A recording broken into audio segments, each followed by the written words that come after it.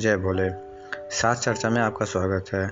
दोस्तों, जब भी हम कहते हैं कि कौरव जो कि 100 भाई और एक बहन थे, उनका जन्म एक साथ हुआ था। वो लोग माँ के पेट से नहीं पैदा हुए थे, बल्कि घड़ों में रखे एक मांस के टुकड़े से पूर्ण बालक बन गए थे। तो कुछ लोग जो धार्मिक को मान लेते हैं, लेकिन कुछ लोग हंसी में उड़ा देते हैं। कुछ लोग तो महाभारत को ही झूठा कह देते हैं। सबको साइंस करके साइंटिफिक रीज़न जानना होता है। अच्छी बात है, जानना भी चाहिए। पर मैं अगर आपको कहूं कि साइंटिस्टों ने भी मान लिया है कि कौरव एक्चुअली में क्लोन्स थे और उनका जन्म सेम ही स्टेम सेल से हुआ और सच में बॉडी के बाहर भ्रूण को विकसित करवा के उनको जन्म दिया गया, तो यस, अब सिर्फ हम हिंदुओं को नहीं बल्कि सभी धर्मों पंथों वालों को मानना होगा कि ऐसा हुआ था। टीवी वार्तक, उन्होंने महाभारत जब हुई तो उस टाइम की गणना की थी, जब उन्होंने अपने अमेरिकन साथी डॉक्टरों से कहा कि ह्यूमन क्लोनिंग महाभारत काल में पहले हो चुकी है, तो किसी ने बिलीव नहीं किया उनकी बातों का। पर 1996 में एक भेड़ के शरीर का हिस्सा लेकर उससे एक क्लोन लैम्ब बनाए गए, जिसका नाम डॉली रखा गया था। हालांकि उससे भी पहले 1952 में एक मेढक का जन्म क्लोन टेक्नोलॉजी से किया जा चुका था। जब हम यही बात कहते हैं तो किसी को यकीन नहीं होता है, लेकिन भारत में हजारों वर्ष पहले ऐसी टेक्नोलॉजी थी और ये पॉसिबल था। 2002 में छपा टाइम्स ऑफ इंडिया का ये आर्टिकल देखिए।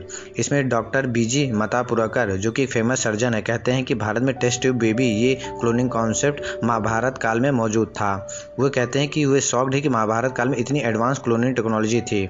उन्होंने कहा, कौरव का जन्म वास्तव में एक सिंगल एम्ब्रियो के 101 भागों में बांटकर और प्रत्येक को अलग अलग कंटेनर, मतलब उस वक्त घरों में रखकर क्रिएट किया गया था।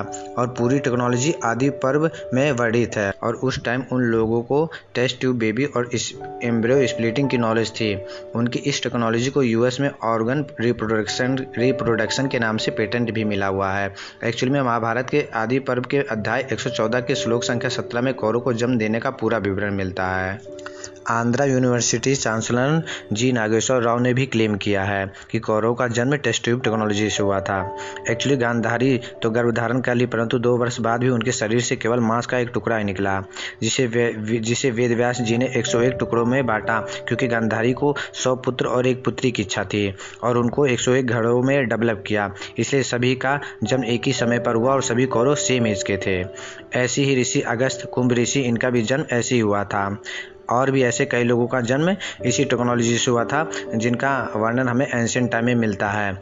मतलब साफ है कि आज भी जिस टेक्नोलॉजी को साइंस इतना एडवांस होने के बाद भी डेवलप नहीं कर पाया, भारत में वो सब हजारों वर्षों से पूर्व मौजूद थी। बात यह है कि हम भारतीय ही सबसे पहले अपने ग्रंथों को ठुकराते हैं और बाहर वाला कोई अंग्रेज जब उसको बोलता है तो मुँह वाह करने लगते हैं। एक्चुअली हमारी आदत सी हो गई है कि हमें अपने ग्रंथों पे बाहर वालों का बिना अप्रूवल के हम उसको ऑथेंटिक नहीं मानते हैं। दोस्तों, हमें अपनी संस्कृति पर गर्व करना चाहिए, क्योंकि हम सबसे पुरानी संस्कृति हैं और सबसे डेवलप संस्कृति में आते हैं। आज की वीडियो में बस इतना ही। वीडियो अच्छी लगी तो लाइक, शेयर और सब्सक्राइब करिए। धन्यवाद। हर हर महादेव।